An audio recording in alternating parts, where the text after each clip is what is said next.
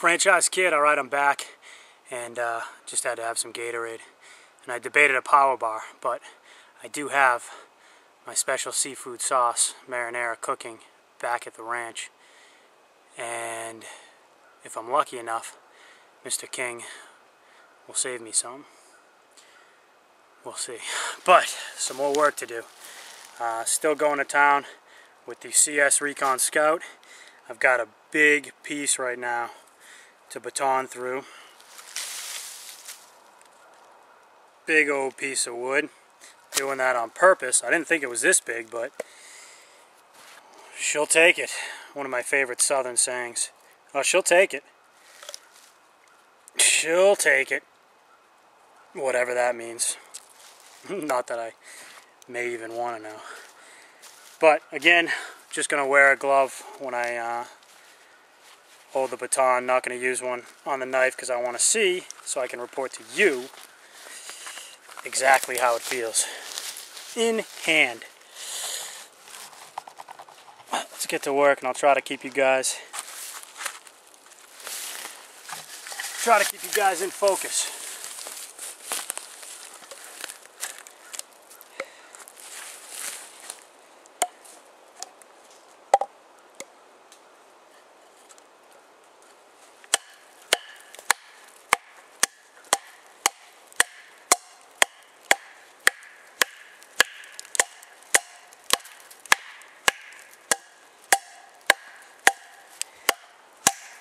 And you guys will see very quickly why I do not like finger guards on my knives. Not my wilderness knives, at least.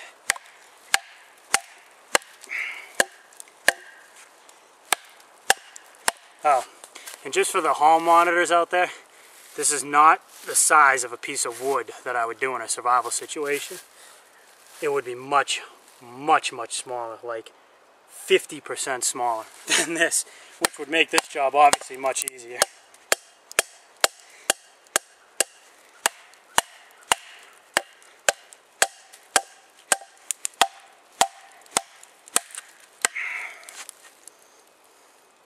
She'll take it. Actually, I got a pretty decent little bend going here. But this is one reason why I don't like the finger guard. Can you guys see that? Yeah. Because it just chews up the back, and you can't hit the back end of this knife because of the finger guard.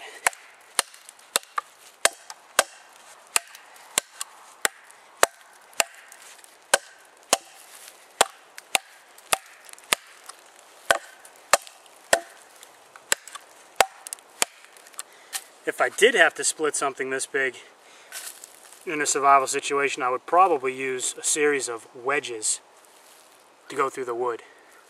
If you guys hear me pause too, it may be just because I'm listening, because there are bear here, as well as deer, all sorts of animals. So if I hear something, I may just be looking around to see what it may or may not be.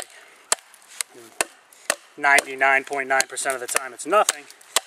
But since I am in the city most of the time, I'm not used to those noises, and therefore I just get scared and cold and alone.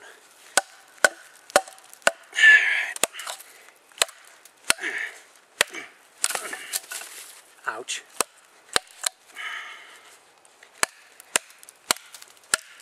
And I am hitting this tip pretty hard on this knife. I hope you guys are catching that. You guys, I hope you can see I got a slight bend in this thing. So that's another cool data point for the knife to see if it can handle that torque or that torsion, whatever it is.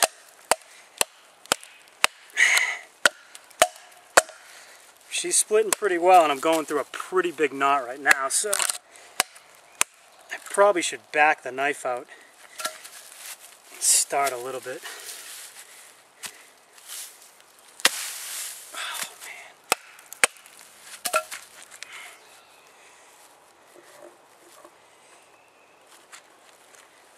This thing is buried.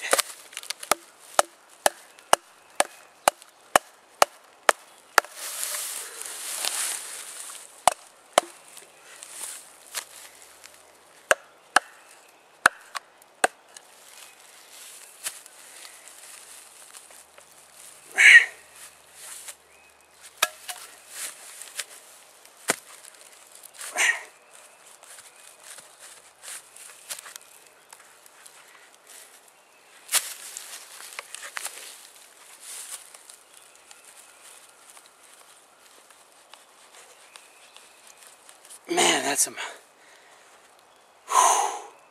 some pressure on that knife right there, boy. But no problem. Let's get back after it.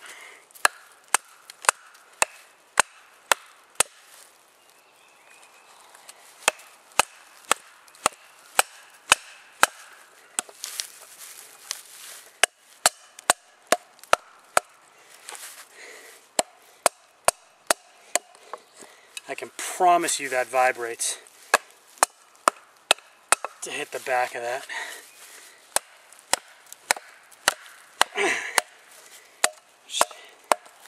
Which isn't anything good or bad necessarily. It just is. But it is killing my hand, and now I got a serious bend going on in this knife. And part of it's just due to the fact that this tree is full of knots.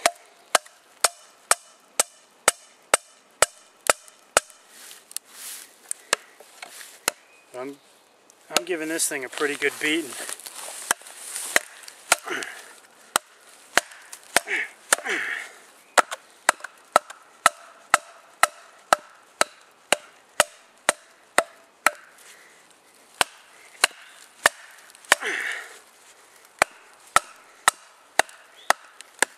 Again, going through a piece of wood this big on purpose to give the knife a workout.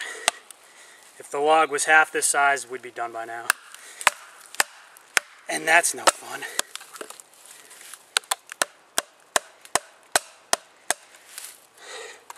Also, the benefits of having a larger bladed survival knife, if you didn't have the finger guard, is the fact that you span the entire length of this thing. So again, it can just do work. That's this branch making that noise, by the way, not the knife.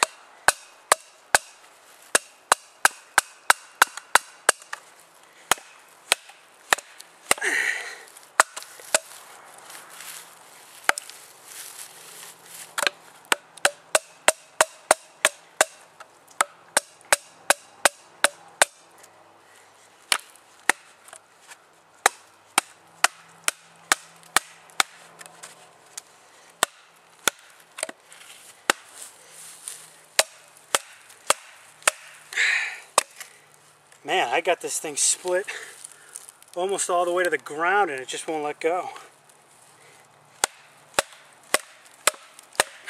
I should say I have a split in it almost all the way to the bottom.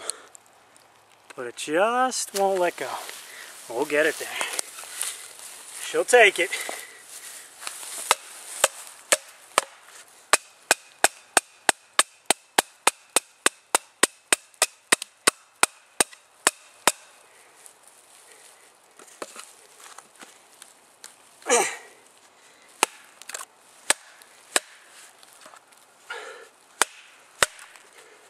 You guys are seeing me just pound on the tip of this knife.